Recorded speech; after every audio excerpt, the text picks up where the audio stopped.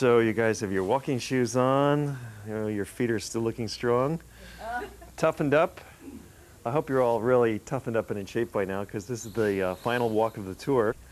We're going to go right through the heart of the most beautiful parts of the city. We're going to go through Mayfair, and we're going to see Bond Street, the new Bond Street, the old Bond Street.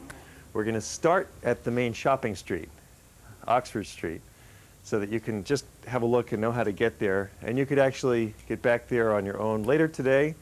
There would be time before the theater, or you can go on your own tomorrow or the next day to Oxford Street. And then we're going to walk through an area where there's some embassies, there's little parks and gardens, and we're going to end up at Buckingham Palace for the changing of the guards. We're going to get there by about 11 o'clock. So we've got about a 2.5 hour walk. Then we get to the changing of the guards. And then after that, we'll walk through St. James Park to Trafalgar Square. And at that point, we'll go back into the subways and come back to the hotel. And we should be back here by about 1 o'clock. And then you'll have an hour to grab something to eat. And at 2 o'clock, we continue with the bus tour. And the bus tour is a panoramic tour. It's not going to make any interior visits of any places. So that way we take full advantage of the bus and just drive around like we did in Paris. And that way you'll get a really good overview of the city. Okay? So you all ready to go? Haven't worn you out yet. This is my last chance. So let's go for it. So once again, we find ourselves riding the handy subway. If you're going to be in London for several days riding the subway and the buses, you can purchase a 3-day pass, or you can buy a 1-day pass if you plan to do a lot of traveling in one day, or just buy individual tickets. It's about 80 cents a ride on the subway, gets you just about anywhere in town. If you do buy one of those 3-day subway passes, you don't have to get the full London pass, just the Central City pass. That's where you'll be traveling almost all the time. It's within the Central City, as we're doing here with our Hawaii Geographic Tour Bunch. Traveling together with a group of about 35 people from Hawaii, it's been quite an experience. We started in Rome a couple weeks ago. We got through Florence and Venice, Lucerne, Switzerland, Paris, and now London. Enjoying the subway. The subways are clean, they're safe. Everybody rides the subway in London. There are 273 stations in the London subway system. That's a lot because this is the largest subway system in the world. The New York City subway carries more passengers, but the London subway has more miles of track than any other system anyplace. So you might think, oh, you might get lost with these 273 stations, but follow the signs and look at the maps and you'll come out just fine. By the way, on the escalators, always stand on the right side as we're doing here, properly trained, because the left lane is the speed-up lane for express service. People who want to pass you by, they'll take the left lane, whether you're going down the escalator or up the escalator. Just stay on the right side unless you're in a hurry. Not so bad walking down the escalator, but I would never recommend walking up an escalator. It's too much work. Might as well just ride on the right and you'll be there soon enough. In this case, we actually had to change trains to get from Gloucester Road up to Oxford Street at the Bond Street station, where we're emerging now, one of the brand new stations in the city. The London subway system has been undergoing major renovations in recent years, and it's looking great. So we've come out on Oxford Street, and then we're walking right down to one of the small parks in the city. This is Grosvenor Square, a typical pleasant green rectangle in the midst of the city, open to the public. The U.S. Embassy is on Grosvenor Square. And then we round the corner down Brook Street, where we find Claridge Hotel. This is one of the most elegant and most expensive hotels in the city, right up there with the Connaught. You'll find quite a few of the 5-star hotels in London. A room here would cost you typically $350 to $500 a night. Other accommodations can be found for $125 to $200 a night. We're on Lower Bond Street. This is one of the most expensive of all the shopping streets in the city.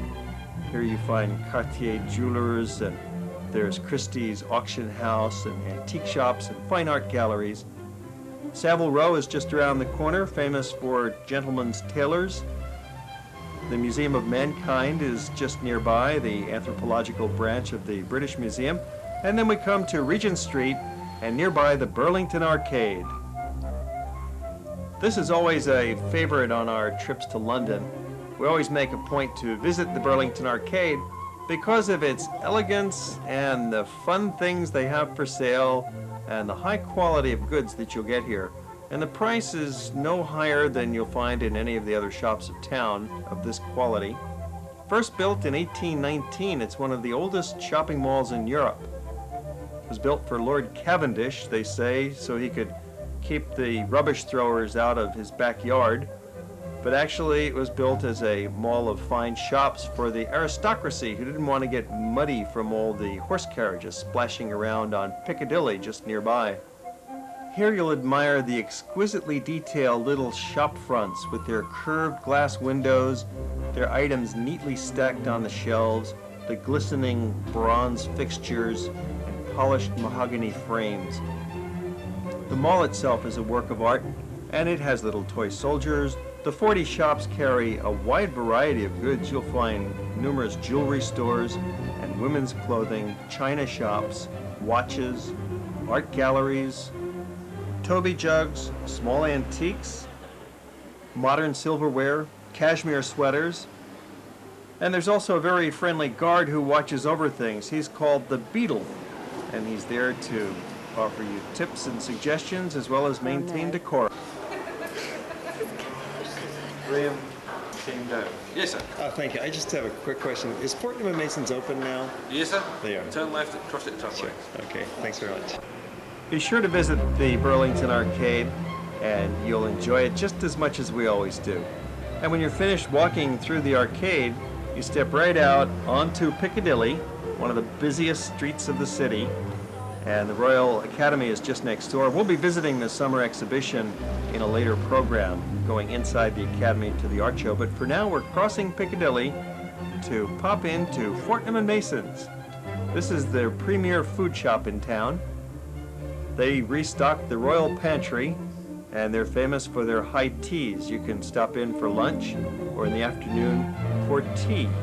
Upstairs or downstairs, you'll have a delicious light meal.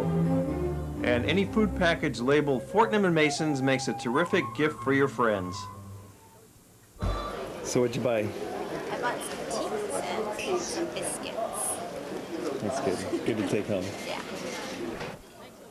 Oh, there he is. Okay. There's several floors in this major department store. They sell clothing and furnishings of a variety of kinds, but they do have 2 floors dedicated just to food. They also have a fine dining restaurant up on the 6th floor, but they're most famous for their high tea in the afternoon. Just behind the store is Jermyn Street that contains several fascinating and historic old shops, especially the Perfumery Florist. And just next door, we'll be visiting a historic cheese shop called Paxton and Whitfield's. This shop is 200 years old, and it smells it. Packed with hundreds of kinds of cheese. Paxton and Whitfield's. Cheese always makes a very handy purchase because it's a good snack food while you're on the road. While you're out for a walk, you might have a little bit of crackers or bread and cheese in your bag for a quick bite. And in this case, they have free samples for us so that you can taste before you buy. It's also a good gift to bring home. There's no restrictions on importing cheese into America when you return home.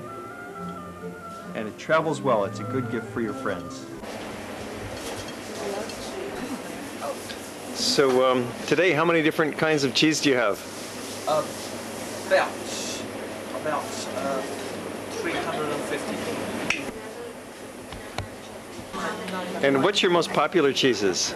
Cheddar, Stilton, Brie, Camembert. Then I think we'll go on to some softer cheeses on, like the Reblochon, Havex. Jermyn Street contains several other classic little old shops. There's a goldsmith called Grima. There's a cigar shop. There's several fine shirt makers to the royal family. There's a chemist. It would be easy to miss Jermyn Street because it's just tucked away in here in a block behind Piccadilly, but it's a wonderful spot in the heart of St. James. And now we're in St. James Square, from which this area derives its name. St. James is a most historic district. There's quite a few gentlemen's clubs in this area, and there are some foreign embassies. There's consulates. It's a very elegant and refined area. Walking along the street called Pall Mall, we're heading to the changing of the guards. Conveniently nearby at St. James Palace, just a few blocks from Jermyn Street. So we've managed to walk right through the heart of London today, ending up at Buckingham Palace, where we'll enjoy the changing of the guards. It happens about 11 o'clock every morning. Good vantage point is to start at St. James Park, and from here you get a grand view down towards Whitehall over the artificial lake. And at St. James Palace you have a real good chance to catch the band in action as they begin the ceremonies for the changing of the guards. So let's give a listen.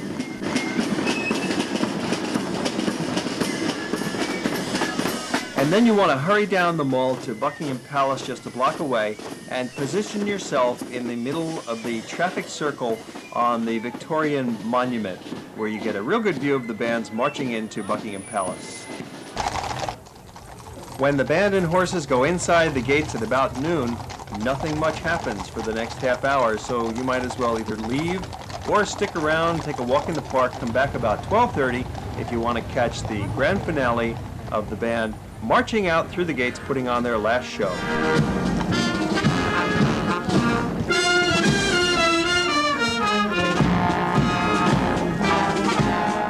And after the ceremony, by all means, take a stroll through St. James Park right next to you. It's a delightful royal gardens.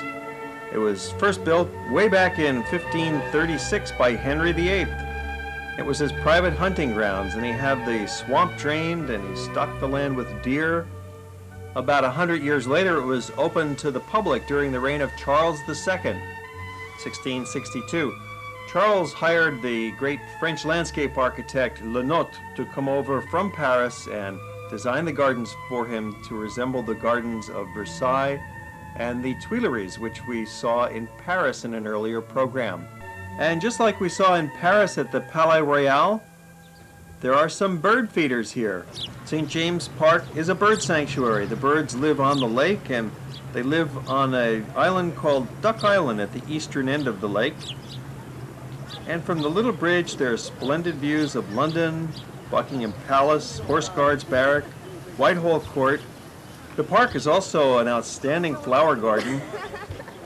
About 100 varieties of blooming flowers throughout the seasons grow here. Fig and mulberry trees, cypress trees, large shrubbery, and winding footpaths give the visitor the illusion of being in the country while right in the heart of the city. Just between Trafalgar Square and Buckingham Palace, near the mall, you can't miss St. James Park. Bring some bird seed. These guys look pretty hungry. 30 different species of birds now perch around the edge of the lake, including pink flamingos, pelicans, swans, the property of the Queen, gulls, geese, and ducks. The best time to see the birds is about 5 o'clock in the morning when the park opens, before the hordes of tourists and Londoners and visitors arrive. Well, now it's time for us to go hop in our black cab and be on our way